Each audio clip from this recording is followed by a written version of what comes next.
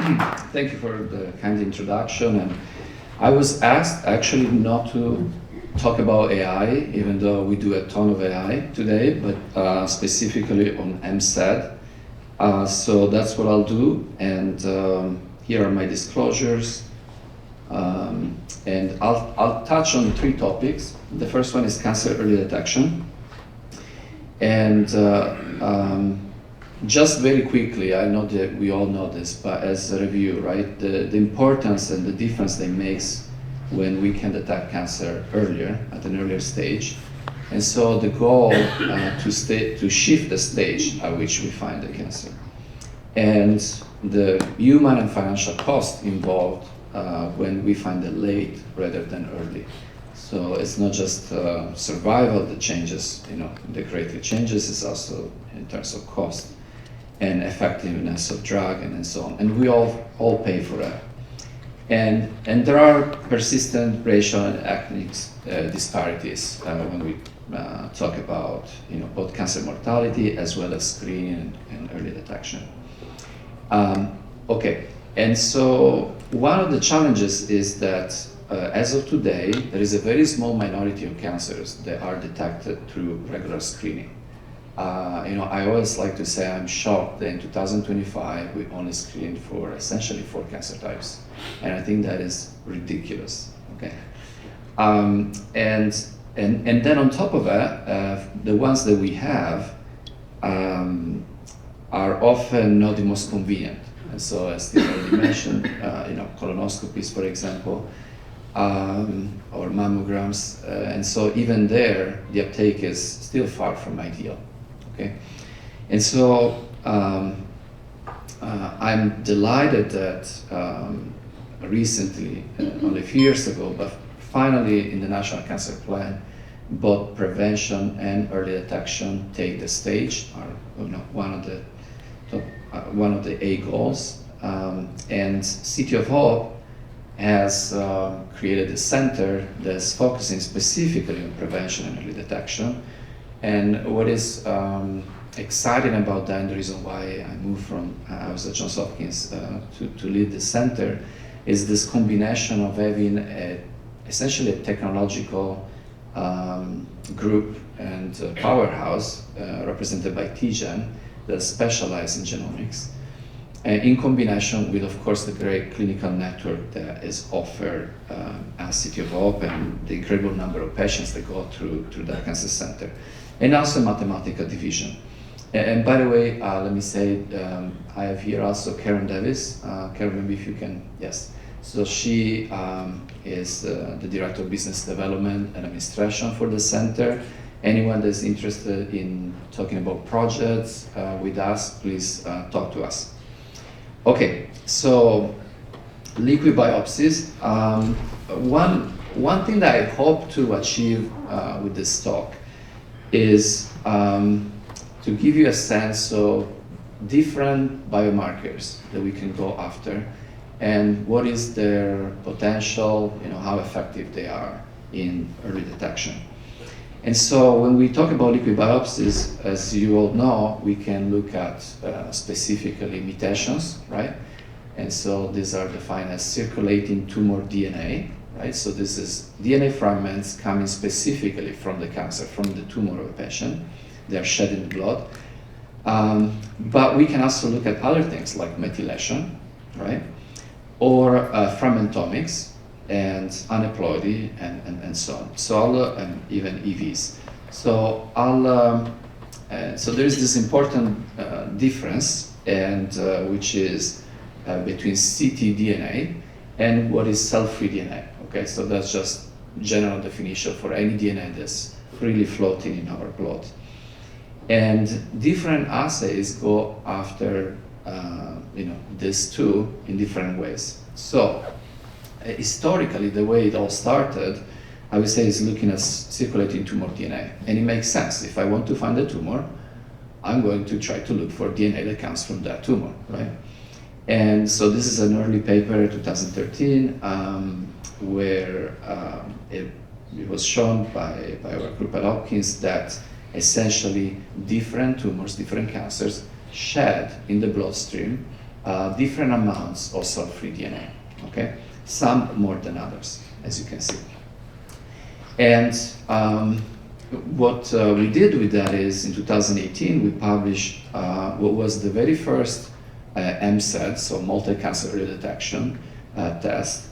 And that test was based on multiple analytes, specifically a panel of 61 amplicon regions, mutations from 16 genes. So 61 amplicons for 16 genes. And then also a panel of proteins, okay? And we showed in the study that we had a pretty decent performance. You know, one thing that to me it's important to understand is obviously the performance depends on stage, right? So the earlier the stage, as you can see on the top right of this figure, the earlier the stage, the harder it is to capture the signal, of course. But overall, here the performance was around 70% in terms of sensitivity and 99% specificity. And here are 8 cancer types depicted. For the first 5, as of today, we don't have any screening. Okay, so anything is better than 0. And then even for the other ones, like let me point out, even breast cancer, which is the one, the underperforming, and there are reasons related to the way that breast cancer sheds in the bloodstream. That's a challenge. But even for that one, I would say, imagine taking this blood test once a year, the probability that you keep missing it, right? If you do a little mathematical calculation, goes relatively quickly down to 0 in a few years. And cancers take a long time before becoming metastatic. That study was followed by a prospective study in 10,000 or so women, where we showed that this technology was essentially able to double the number of cancer detected with respect to standard of care. Okay, so this is a test that is about to come out, whether it's this year or early next year, from Exact Sciences. I think Steve already mentioned GRAIL, so I won't spend too much time on that.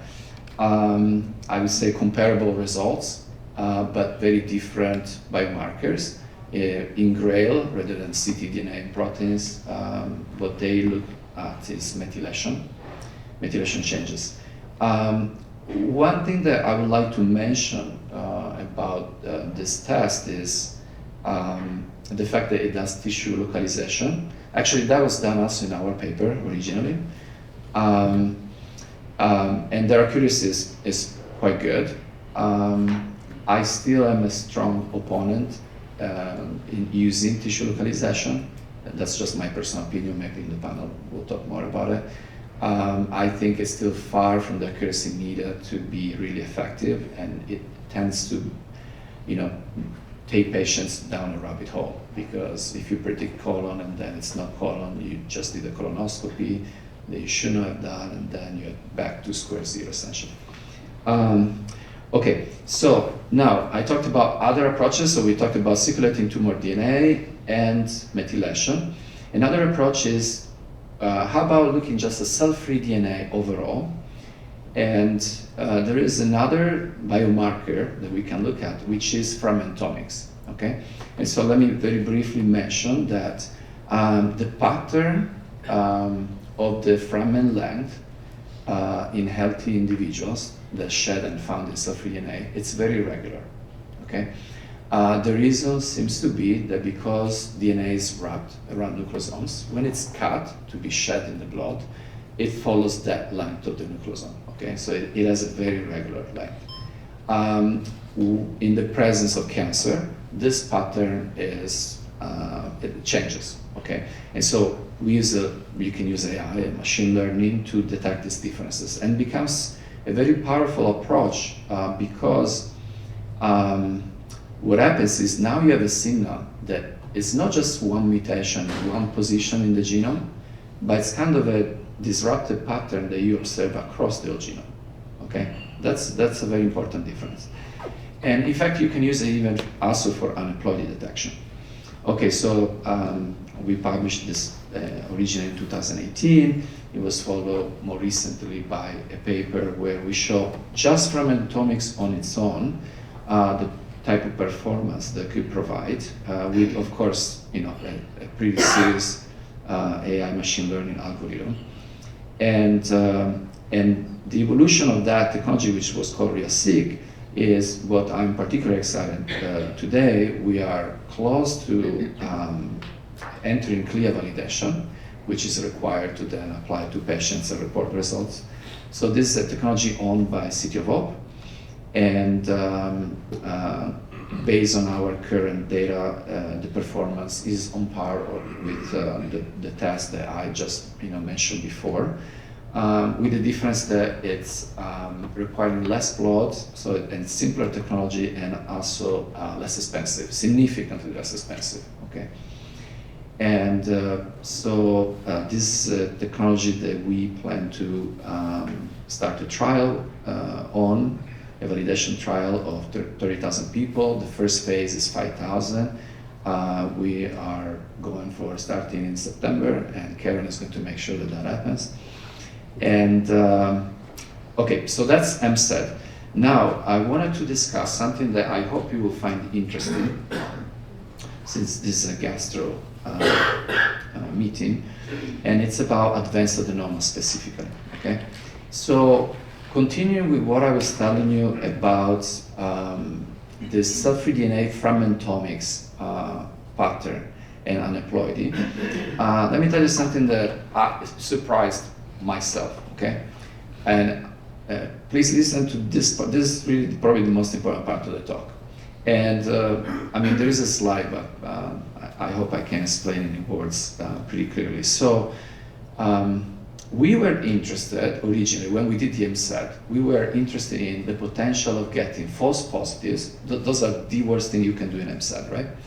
Due to advanced adenomas, or any tumor that's still not yet cancer, and you don't want to call that cancer, right? You may want to find it, but you don't want to call it cancer.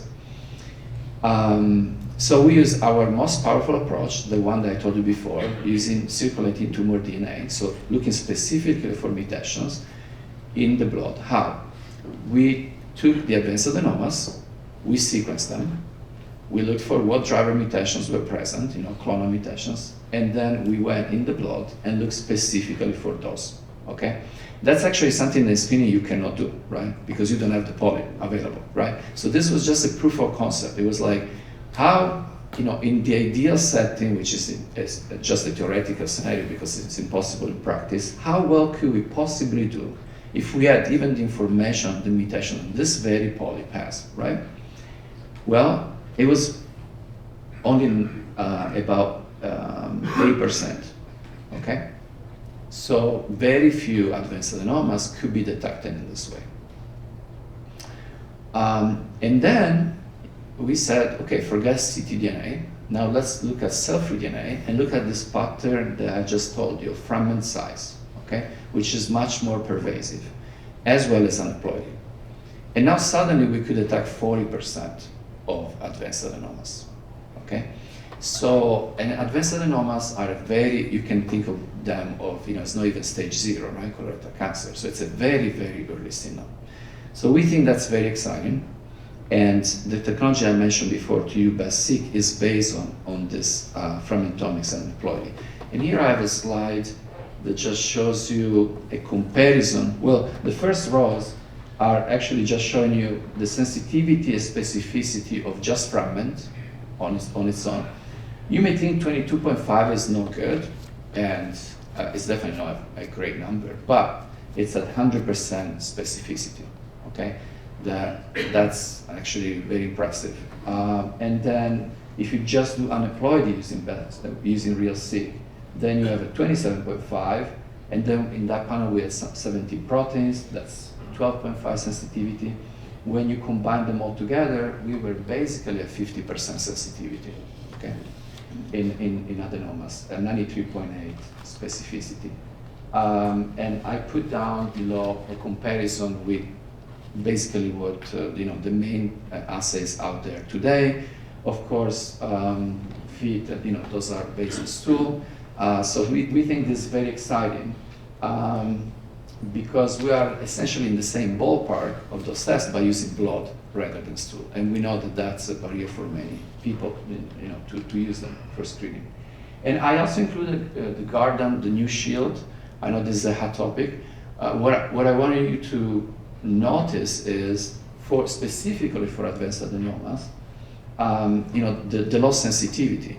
And my opinion, based on everything I just told you, is that because Shield as a component that is looking for this mutation, the ctDNA, is probably in part suffering because of the same thing we were suffering when we were using mutational analysis based on ctDNA. Okay, so we think this is exciting. I think I'm almost out of time, maybe 3-4 minutes. I'm doing good. Okay, so let me just conclude. And I talked about early detection. I talked about primary prevention, right? If we can find advanced adenomas before they become cancer and remove them, then it's actually primary prevention, which is even more exciting than cancer early detection. And the last topic, just in interest of time, is monitoring. So now we are looking at patients with cancer. I wish, with more time, next time maybe I'll show you something on risk that it's coming, it's super exciting.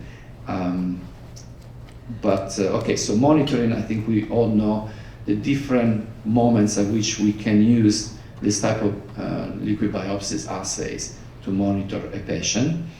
And I just wanted to mention one that it's important to me, in part because I was involved in it, which is safer-seq technology. And I'm showing you on the left side performance in analyzing mutations of patients with the standard sequencing technology versus with safer-seq. And the basic idea is that when you look at both strands of DNA, you can decrease very, very significantly the amount of noise in the calls that you're making, right? So if you're trying to determine, is this mutation, are cancer cells still present in the patient? And so you're looking for certain mutations. The ability to look at both strands significantly increases your confidence in those calls. And right now at City of Hope, we are starting several studies using this technology. This technology was also used in the Dynamics study. I don't know if you're familiar with that, but we've been working for a long time. This was initially an observational study that then ended up being a prospective. Well, here still observational, but we showed that ctDNA could distinguish between those having a relapse or not. And then the Dynamics study, finally the prospective one in 2022, where we were able to show that we were achieving non-inferiority result, but with the big news that we were able to cut in half the number of patients that would have received chemo and that ended up not having to receive it, right? Because right after surgery, sorry, I should have said, the study was about testing right after surgery in colorectal cancer stage 2. Do these patients need chemo after surgery or not? And the liquid biopsy was used to inform that decision. And thanks to the technology, half of the patients that would have received it ended up not receiving it with some results.